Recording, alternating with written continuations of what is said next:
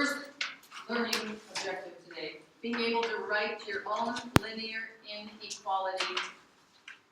I'm pretty sure, Cody, I just said, I'm recording right now, I'm pretty sure I just said, put those rulers down when we need them.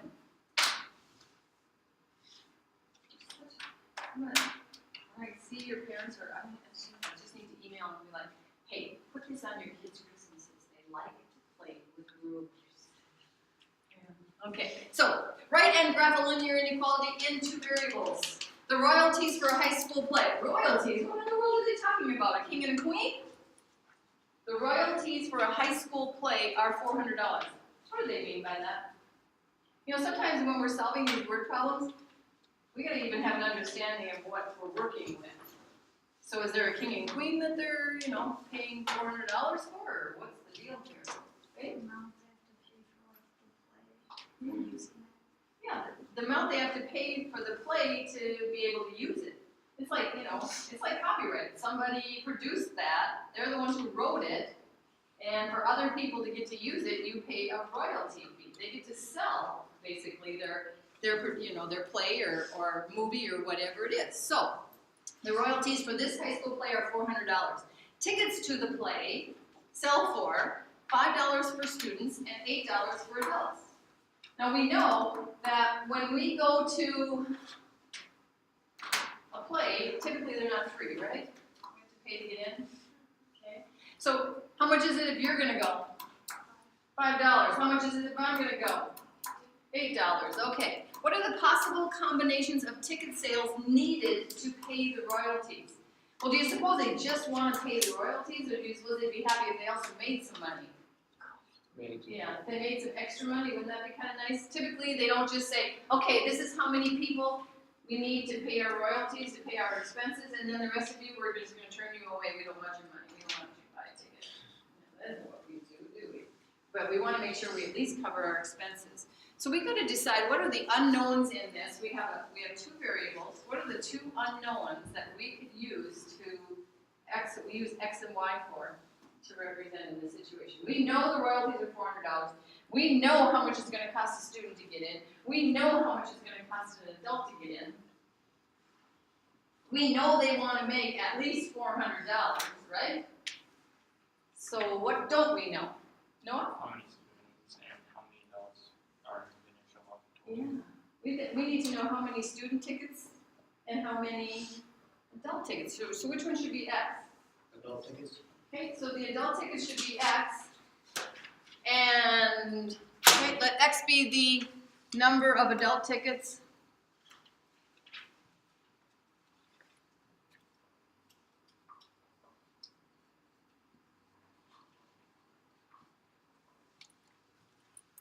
Well, then that makes Y what? Well, that number of. Okay. I might have to change your mind if I've already got the graph set up. Oh, look at there. I did set the graph up. What do I have on the x-axis?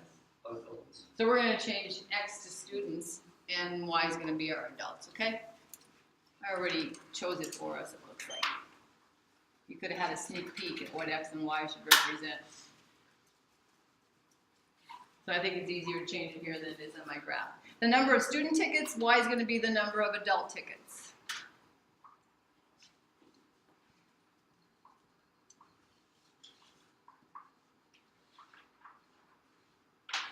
And oftentimes I set up the graph for you, the coordinate plane, and label that. I kind of pick it for you because I know what's going to work well for you and try to make it a little bit more user-friendly. Okay, and they need to make what? $400. At least $400, right? At least, because remember we said, I'm pretty sure they're not going to care if they make a profit also, right? So they want to make at least $400 because that would cover the royalties. Okay, what linear inequality could we set up that would represent that situation? Noah, what do you think? X equals. Equals. I mean, is less than or equal to 400 x plus y?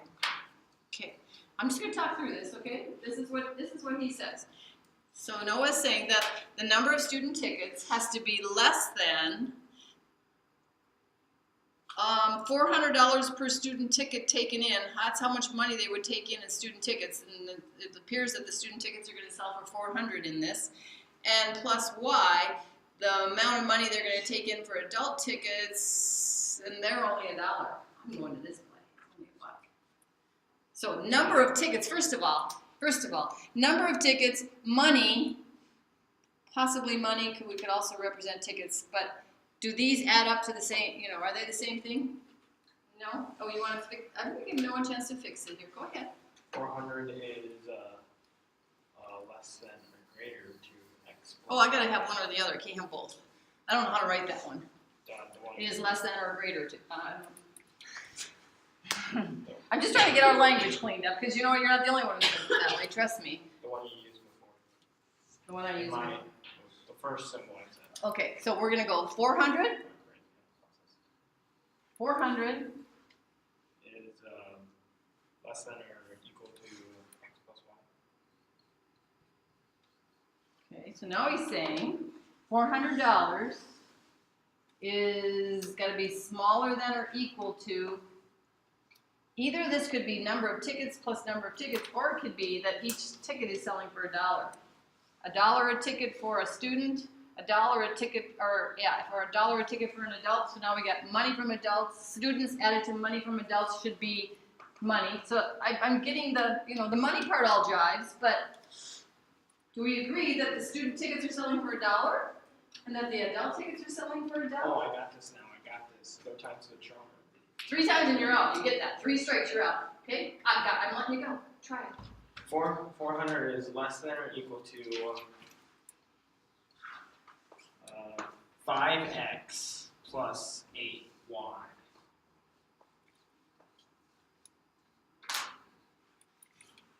We're getting there. $5 per student ticket. That's how much money will be taken in altogether for students. $8 per adult ticket. That's how much money will be taken in for adults. And we got that 400 on the other side. We have the right symbol then. Here's what this says. If we read it like this, to some of you, your brain might not be able to process it that way. It says 400 has to be less than or equal to the total amount of money taken in. That makes sense, actually. Or we could read it backwards. We could also write that like this. 5x plus 8y, read it this way, is greater than or equal to 400. There's another way we could write that. Does that make more sense to you?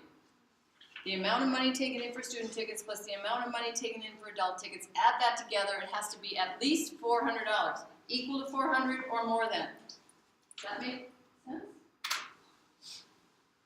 Either of those work. Okay, finally there. Either of those work. With 400 is greater than or equal to 5x plus 8y. That one would not work. 400 is greater than or equal to, because here's what that would be saying. 400 has to be more than or equal to the total amount of money taken in. So 400. So let's say they take in $500. Would they be happy with taking in $500, by the way? Yeah. 400 is got to be greater than 500. Isn't it? No. No, it isn't, is it? So that one wouldn't work. Okay, so whichever way you like it, you get to solve it. I kind of like it with being in our standard form, with the x's and the y's on the left side. So what do we have to do next? Subtract 5x from both Because sides. what are we doing? Why do I have to Because subtract? You want to get y alone. We want to get y alone. Or What's, x. yeah, well, do we want to get x alone? No, Why do we want y alone? because y is the y-intercept and x is the slope. Well, it's kind of like that.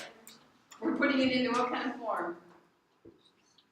Slope-intercept form, so that we have the y-intercept and the slope in it, so we can take it from it. So yes, we are going to subtract 5x first from both sides.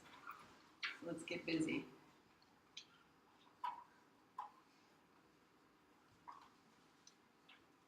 Okay, I'm going to change this to add the opposite right away. I'll make that plus a negative 5x there. How about you, Calvin? Do you want to do that too? Okay, cool. Multiply or divide by a negative, should I have switched the sign? Oh, all we do is subtract, right? Okay, what are we gonna do next? Every piece, or just whatever ones look like they're friendly? Every piece. 8y has to be divided by 8. 400 has to be divided by 8. That negative 5x has to be divided by 8. Well, these guys are gone and we have y. Did we divide by something that we need to reverse the symbol? No, we divided by a positive. So this stays is greater than or equal to. 400 divided by 8, class, is? 50. Negative 5 divided by 8 is? Negative 5/8. So we have our y-intercept now, which is what? What is our y-intercept? 50. We have our slope, which is? Negative 5/8. Negative slope tells me that my boundary line better do what? Fall from left to right. Should our boundary line be dashed or solid? Solid. Should be solid because we have, so this is going to tell us we want a solid one, okay? So go ahead and graph your boundary line, okay? Get your boundary line graph. But before you do that, you need to, oh, this is not going to be quite as, easy as we thought. Because what's the scale on the y-axis? What's it going by? It's going by- It's going by 5. I started marking every 10, but it's going by 5s, isn't it? Okay, so let's go ahead and finish marking that up. Getting some labels on it.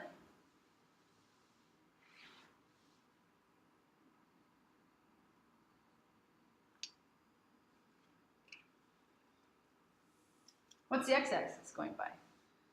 5s. Oh, that's going by 5s also. Oh, now I'm feeling a little better. They're both at least going by the same thing. So we got to finish marking that up, giving it its labels. And notice the reason I don't do every one of them is because it gets kind of tight, doesn't it?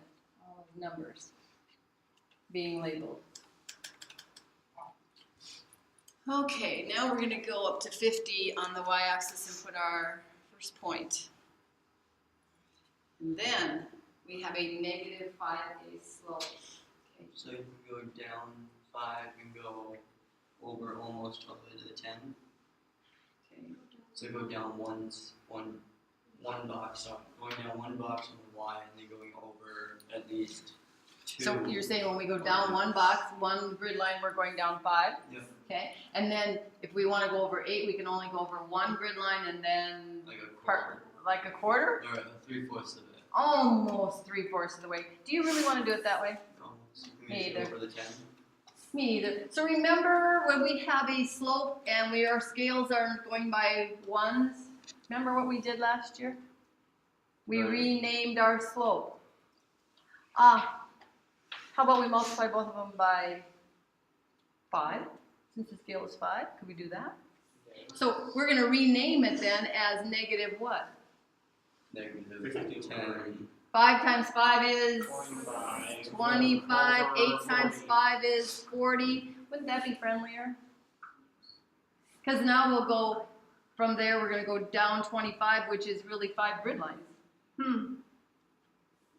1, 2, 3, 4, 5. There I am at 25. And I'm going to go over 40, which is really how many grid lines? 40. Oh, isn't that amazing? Look, we get to do our 5 over 8 now. Because it's really the same thing. 5, 10, 15, 25, 5, 10, 15, 25, 35, 40. I got to go down 5 over 8. Do it again. Down 5 over 8. And draw your boundary line. Should you extend your boundary line outside of quadrant 1? How do you feel about that? In other words, can you, if we extended over here into quadrant 2, we would have negative x values. Can we have negative number of student tickets? If we extended this way, we'd be going down into quadrant 4. Can we have negative number of adult tickets? So are we going to have a line segment then? Isn't that what we're going to have? We're just going to connect our x and y intercepts is what it turns out to be. And so I guess I'll use. And it's solid, correct? Isn't that what we decided? Okay, well now we got to decide where to shade. What are you predicting where we would shade? above. Okay, what did I say yesterday? Let's be, I don't encourage this very often. Let's be lazy. What point did I? 0, 0. Is 0, 0 on our boundary line? No. Yes. On our boundary line. Oh. It's not on our boundary line. Look at here. It's right here. Here it is, right here. Right here. I gotta have a pen. It's right here. So it's below the line. It's not on it. So we could test it. And if we think it should be shaded above, what should it test? True. False. False. Okay, let's test 0, 0. Because we're lazy today. We got to start it back in our original, which was 5x plus 8y is greater than or equal to 400. Well, 5 times 0, 8 times 0. Tell you what, when they're always in standard form, what's going to happen on the left side?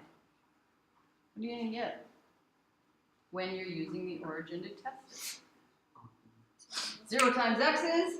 0. 0 times y is? 0. 0 plus 0 is? 0. Oh my goodness, how hard is that? Okay, and is this true or false? 0 is greater than or equal to 400. False. Big fat false.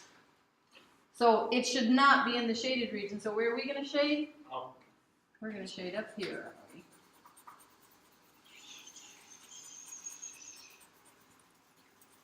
we? And by the way, you don't have to stay within the confines of what the grid lines.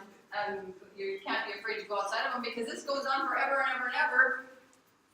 In quadrant 1, it just keeps going.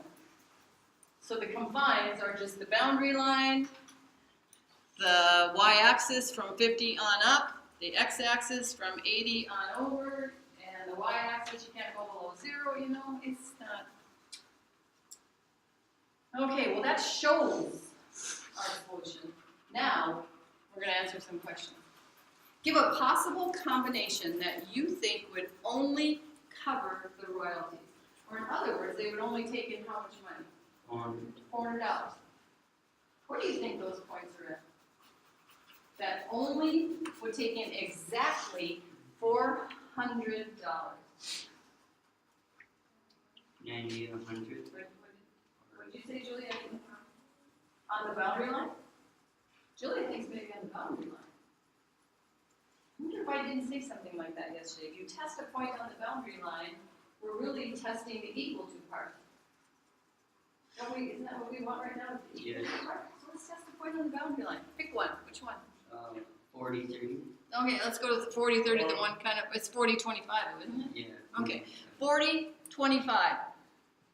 We think that one would only cover the royalties. So, let's say that's 40 student tickets, 25 adult tickets. Let's just do the math in our head here. How much do the student tickets sell for again? $5. We got 40 of them. 40 times 5 is? 200. 200. That's $200 worth of student tickets. Okay? Now there's 25 adults that are going to pay $8 a piece. $200. What, 4 adults? What am I doing? $80. $4 times 25 is what? 100, but I got to double that because it's $8, so 100 doubled is 200. Add them together, you get 400. And add them together, you get 400. Huh? That one works. Can you think of another one now that would give us just exactly $400? 20. What about 0? Be really careful about picking points that are just randomly anywhere on the boundary line, because here's what'll happen. It'll get close. Might get to be like $398 or something, but here's the reason why. Because you might not have integer values. The integer value ones are typically the safe ones to use are the ones you actually graphed, you plotted. So what's another one? 0, 80. 0, Oh no, 80, 0. 50, or 80, 0. Zero. So if you sold all student tickets, 80 of them, 80 times 5, is that $400? Yeah. If they sold all adult tickets and no student tickets, is 50 times $8, 400? Yes, okay. Now, what do the combinations in the shaded region provide then? What are they telling us? Telling us that we can get more or greater number than 400. Yeah, so that would be making Profit. a profit. Or we could say more than 400. That's the greater than 400 part. That's when they're making some extra money. So anything we pick out of the shaded region, any combinations we pick out of there, they should be making more than $400. Well, what are the combinations in the unshaded region represent then? Less than. That they're not making enough money. They're not making enough money, are they? Okay. Not making- Not. So would they be losing money? Yes. Yeah, they'd be losing money. Somebody's phone going off? Losing money, or in other words, less than $400. They don't have enough to even cover the royalties. So we have to be able to, sometimes we can represent situations with an inequality. That inequality has lots of combinations that will satisfy the situation and will satisfy different things, depending on what the situation is. Anybody have any questions? That's the one we're going to practice of that learning goal. So you got this, huh? You can do it. Okay, let's go to the back then. Our other learning goal says, I can write the linear inequality for a given solution. Well, we got 3 solutions here, 3 problems that we need the linear inequality for. Here's the first one right here. Here's where we're going to start. That's the solution for a linear inequality. I wonder what that linear inequality is. Anybody got a wild guess?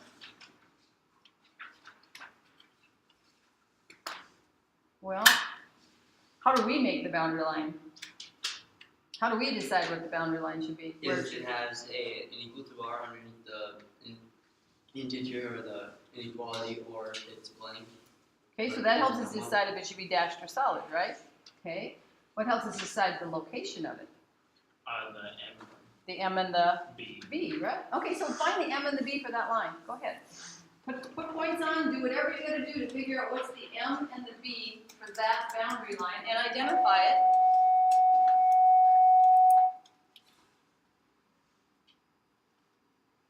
And make sure you find places where you can tell that the line is crossing some, intersections of grid lines so that we'll have integers to work with here. Okay. Noah, you got the slope for me? Or the y-intercept? Which one do you want to give me? Both. Okay, what are they? M equals 3 and B equals 1. Did you guys get the same thing? He says the slope of this boundary line is 3. And he says that the y-intercept of this boundary line is 1. Can we agree with him? Yes. Okay. According to what I did, it looks like. So notice how I put some points right on the boundary line to help me out? I think you should probably try the same thing. I think it'll help. And then we see that it is a dashed line, so we say to ourselves, dashed. It doesn't have, it's not equal. No, and no equal to part. So that means when we're writing our inequality, we don't want the equal to bar, do we? And it is shaded, what would you call that, above or below? And call it above. I mean below, sorry, my bad. Sometimes if it has a really, kind of steep slope, it's kind of hard to tell. So kind of think of it, if I tilted it and gave it a little less steep slope, would it be shaded above or below? Below. Below, okay. So we think then, according to what we've learned, that if it's dashed and is shaded below, what inequality symbol would that be? Is less than. Okay? So now, we should be ready to set up our inequality. And it's going to be in slope-intercept form, which is fine. That's okay. So go ahead, write the inequality that you think represents that graph, that solution.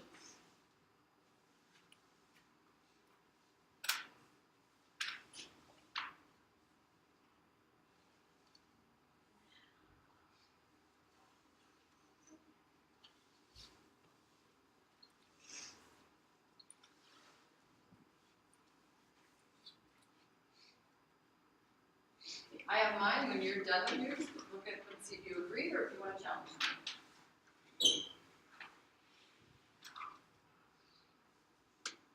Okay, now we're not going to take the time right now to do this, but what if?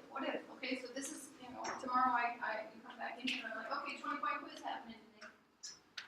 You either get the inequality for this solution correct for all 20 points, or I take all 20 away from you because you didn't get it correct.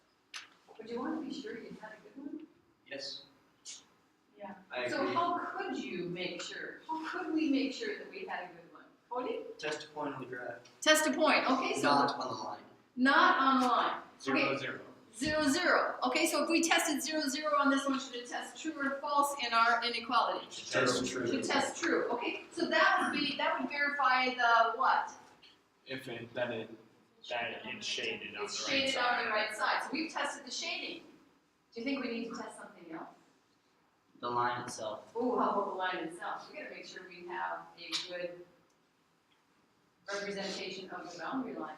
So now we also should pick a Line. point from the boundary line and test it and see if it makes it true also.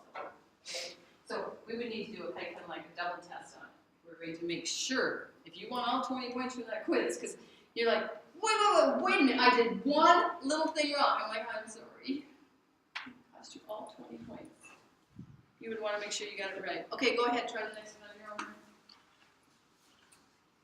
MB, what kind of a line is it? Is it shaded above? Is it shaded below? Those are all things that can help you make a good decision. So notice in number 1, write down slope and y-intercept. Number 2 kind of is like, when we describe like boundary line and shading.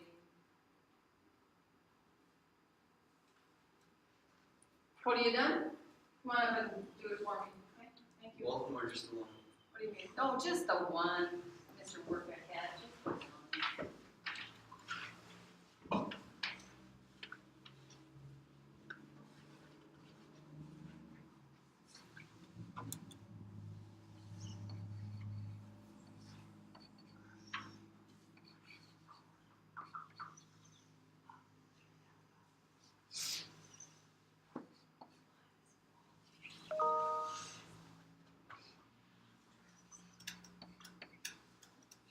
Get some points in there. Don't be afraid to write on your paper. Points in there.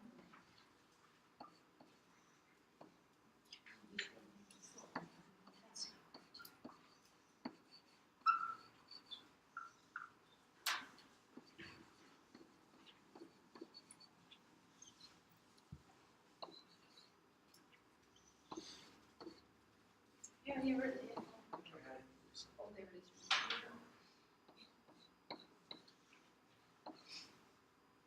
Everybody said we use our fingers because those pens just are so not that cooperative. Okay, you go ahead. Thank you very much, Cody.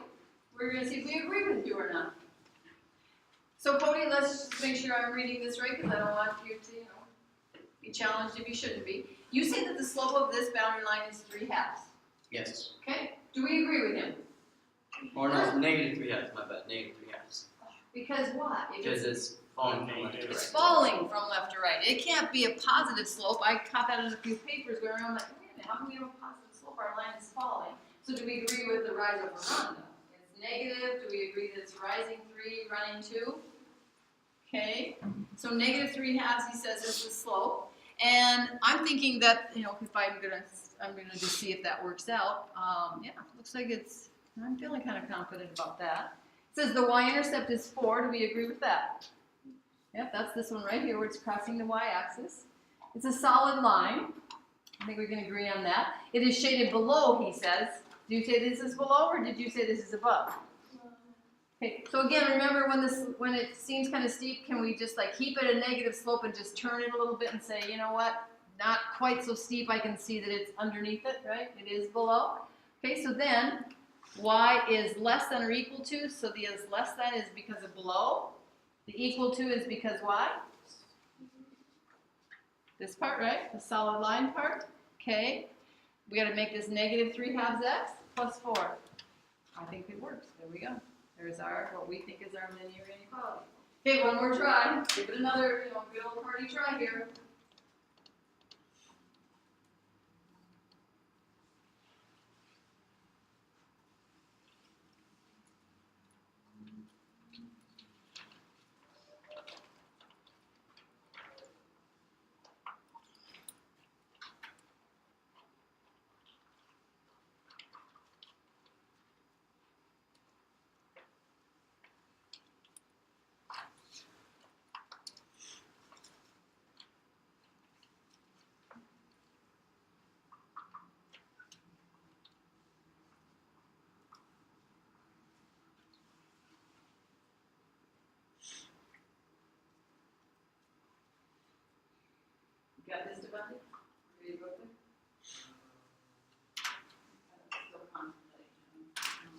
Paige, you got this? No? Aurora, have you got this? Okay. Take a chance. You can take your paper up too, so that you have to guide you. You don't have to like start over. Okay.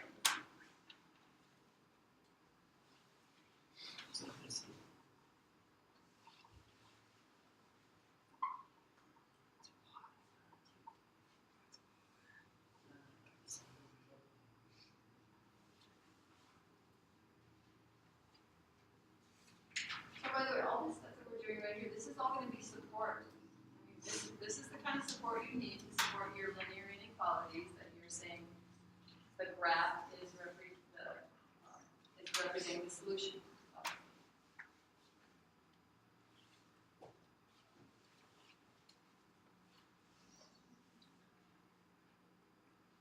Okay, so far how are we feeling about slope? She's got a positive 1/2. We like it? Line is rising from left to right, feeling pretty good about that? Yep. Okay. Says her y-intercept is -2. How about that? Yep. Should we try and change your mind on that one? No? Okay. She sees a solid line, do you too? Yes. Okay. She says it's shaded above. Do you agree? Yes. Okay. Well, then I'm thinking we should all be on the same page here when she's done writing the linear inequality for it. Okay. Faith. Why is it y is greater than or equal to? Like, could it just be greater than? Okay, why isn't the equal to part? Let's answer Faith's question. She says, Abby? Because it's a solid line. So this part, Dash, it would just be greater than. yes. So this part says you gotta, all the points on the line are included. So do you make the line solid? Okay, anybody else? Where do we see the answer in the answer bank like this? She's right, by the way, but where do we see it in an answer bank like this? So you can see y is greater than or equal to 1/2 x plus or minus 2. Yeah, it would be cleaned up like that, wouldn't it? This is how we would see it in an answer bank. They would clean that up with it. Any other questions? You had some good ones. Facing well with this. How did she get the greater than or equal to? Okay, well, we already talked about the equal to part. No, the greater than. Okay, the greater than. She decided it was shaded above. Do you agree with that? That this is above the line? Yes. Okay, so when it's shaded above, that means is greater than. Okay? Anybody else? Okay, you do need issue loosely paper up at the moment, so go ahead and get that out.